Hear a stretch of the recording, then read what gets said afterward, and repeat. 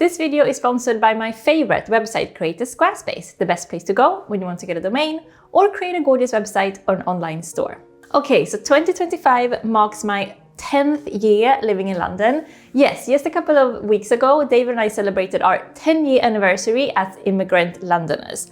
What does this mean? Why are we living here? Especially since it has been such a ridiculously rocky road with so many problems and annoyances and goddamn cockroaches aplenty. So we came here young and doe-eyed. Then after like 4 years, we left again because honestly, London wore us down and we started to really feel quite over the city. But after going back to Sweden for a bit and then a 3-year stint in Berlin, we came back. And now, 6 years later, we have in total been here a decade. Here is all the stuff that happened and what I've learned about, myself as being an immigrant Londoner.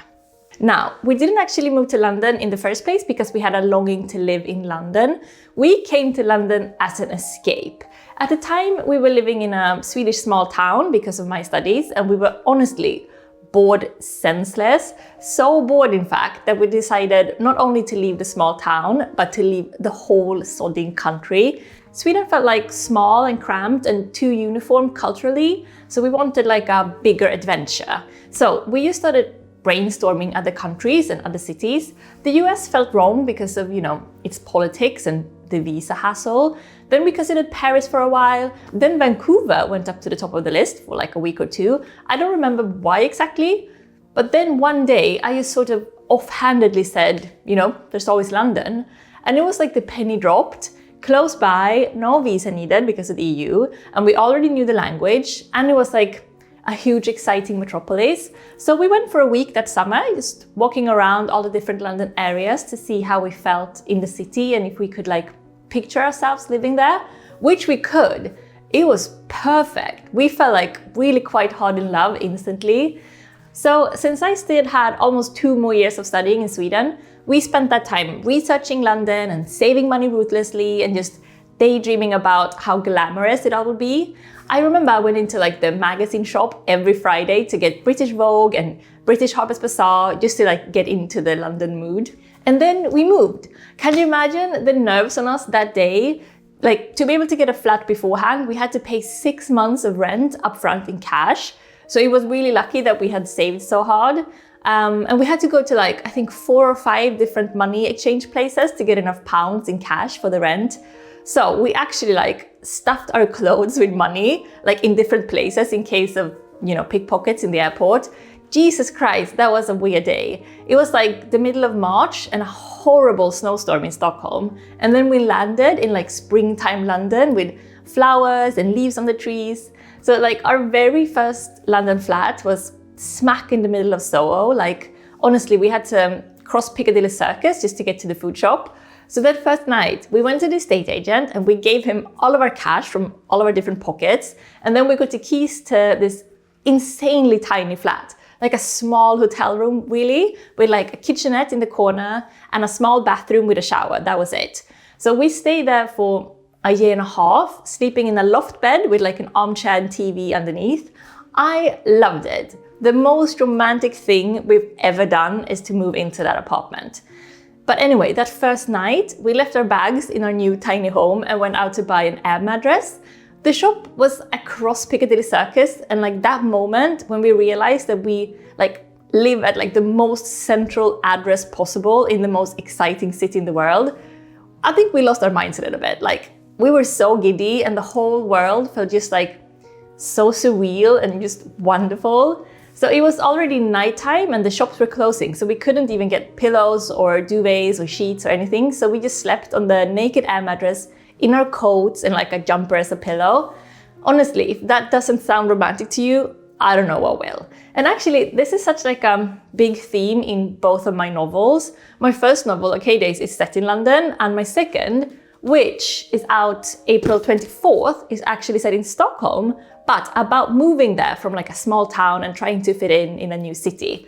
Obviously, a lot of you have read Okay Days already, and I'm beyond grateful to you if you have, but I would be even more grateful if you wanted to pre-order What a Time to Be Alive and spend some time with my main character Sickan in a moody Stockholm this spring. I'll leave links with worldwide free shipping in the description, so please do go get yourself a copy. Pre-orders matter so much in like how well the book does, because it tells the bookshops that it's like a hot little title that they should order more copies of. So I'd love it if you wanted to support me with a cheeky little pre-order. But okay, so we stayed in that tiny Soho flat for a year and a half. Then we moved to East London, still very central, and stayed there for another 2.5 years. It was sad though, because slowly London went from being like the love of our lives, like the place we felt at most home and at most welcome in, to a city that just kind of was too harsh, like too expensive, too cutthroat, too individualistic. So after 4 years, we packed up and admitted defeat. A lovely detox in Sweden later, we started thinking about where should we go next. So we met this Swedish influencer when she was visiting Stockholm from Berlin, where she lived, and she said, you know, come to Berlin, you will love it. It's so many like opportunities there, so much cheaper than Stockholm and London, because back then it still was. I mean, it still is cheaper, but not as cheap as it was then. So although we just met this person for the first time, we just took her word for it and moved to Berlin. This time we had no savings and no real plan, and we couldn't get a flat for the lives of us because, you know, German bureaucracy, it's crazy. So we lived in Airbnbs for months and months, trying to get bank accounts and health insurance and start a German company. Oh my God, the hassle of those years, having almost no money, living out of suitcases and not knowing almost any German.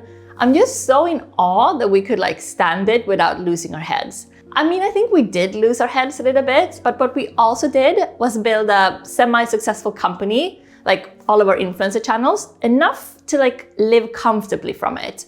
But already after like a year and a half in Berlin, we knew it just wasn't for us, and we got really determined to move. So again, we found ourselves in a situation where we desperately wanted to leave without knowing where to go next. So we spent a year or so traveling a lot to see if we could like find our next city. We tried Milan, which I loved, but David found too small and cramped. Then we tried Barcelona, which neither of us felt truly at home in. Then Paris, which I like, but David couldn't see himself in. Then we tried LA, which David said yes to, but for me, it was a hard no. Impossible to walk in that city, which is such a requirement for me. Finally, we tried Taipei, and yes, here we fell so hard in love and could both really see ourselves living in. So we felt so at home in Taipei and said like, maybe this is it. But before we decide, we should also try Tokyo. So we did. And yes, that was it. Tokyo for us beat any other city by miles. It was so clear that this was the place for us, and that was it. We decided to move to Tokyo. Then of course, we heard about Brexit, saying that if we ever wanted to live in London again, like the former love of our lives, we had to go back now before Brexit was enforced to make sure that we could like live there without a work visa. So we went back to London for like a long weekend as an experiment, the first time we had been back since we lived there. And we told ourselves that like, now we had to decide, either Tokyo or London. We can't change our minds really, this is like it. And that long weekend, it was like magic. All that lost love for the city, all the butterflies we had felt that first night buying an Air mattress on Piccadilly Circus, it came back. I think that like, what we felt was, it felt like coming home. It really was like a super hard decision though, because after our time in Tokyo that summer, we had fallen so in love with that city too. So I think in the end, what tipped us over was the language.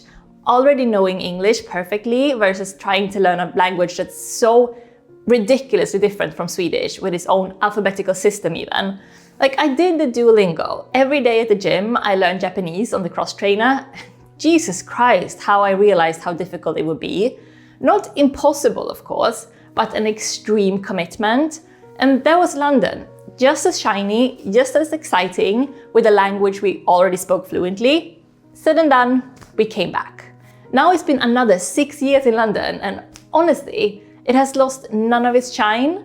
David and I are still both hard in love with the city, to the point where we're like, not even that keen to go on trips. We just want to stay here and explore. It's like, I'm not even exaggerating when I say that every single time David and I walk around in Central, we get like those stomach flutters again. It's like we can't quite believe that we live here, that we get to walk around in one of the most exquisite cities in the world every day. So now this time, London hasn't worn us down, and I think there's only really one reason for that. One single reason why life in London is now sustainable when it wasn't on our first try, and that reason, sad to say, is money. We had almost no money then, but once we came back after Berlin 6 years ago, we had built our business to an extent where we made enough money to pay the extortionate rent we had to pay for our 2-bedroom flat in a nice area.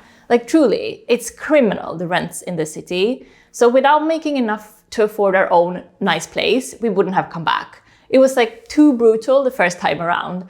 And I know so many people in London now living with 3 or 4 other people, trying to save enough money to afford their own place, but it's just not possible. To get their own place, they have to leave, move to another city. Especially if you want to live somewhere safe and nice.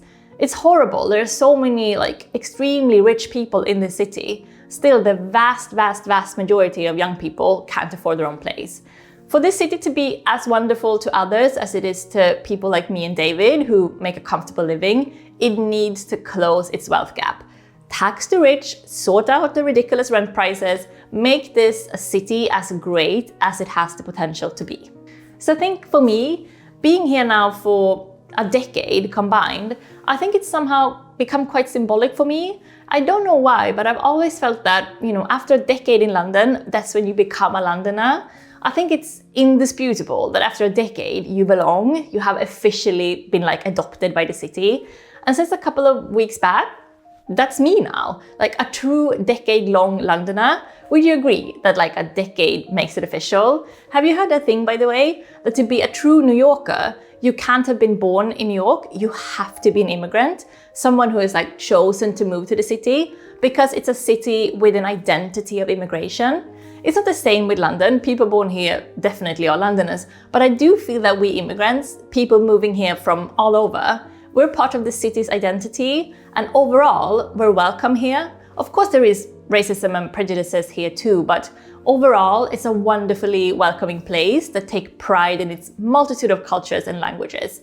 London, if you ask me, does not belong to the British. London, just like every megalopolis, belongs to the world. If you don't want to meet the world, then don't live in London.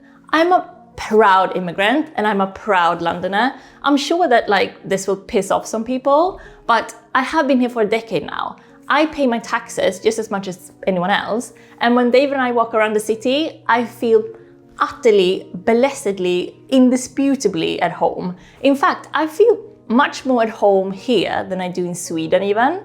So it's definitely possible to change one home country for another. And I think that's because more than changing home country, I've changed home city. And this is a city that feels welcoming and prides itself on its immigrant-rich population. I know what you're thinking now, that if London is so welcoming, why did they vote for Brexit? But you know what, actually, as far as I'm aware anyway, every single region in England and in Wales voted for Brexit except London. London voted no. Doesn't that say quite a lot, that the most culturally diverse place is the one place that voted no? I mean, you do the math on that one. So all this, this video, I guess it's just to celebrate my decade as a Londoner, but also to sort of encourage some adventurism. Has it been easy? God, no. Has it been annoying? More than I can say, really. It has been really, really difficult at times living like this. But for me anyway, I can't even imagine what my life would look like if we hadn't decided that day, years and years ago, that maybe London was a good place for us to start our lives.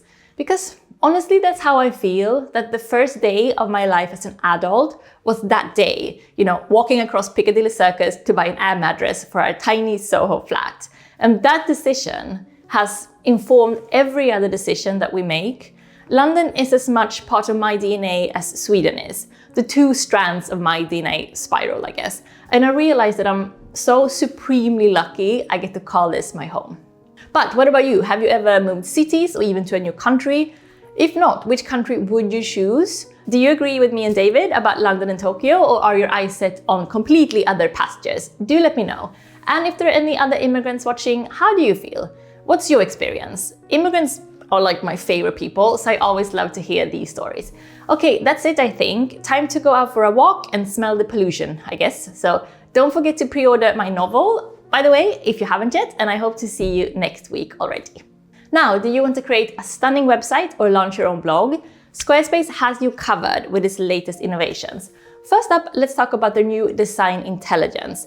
Combining 20 years of design expertise with cutting-edge AI, this tool helps you unlock your creative potential, building a personalized, one-of-a-kind website that fits your needs.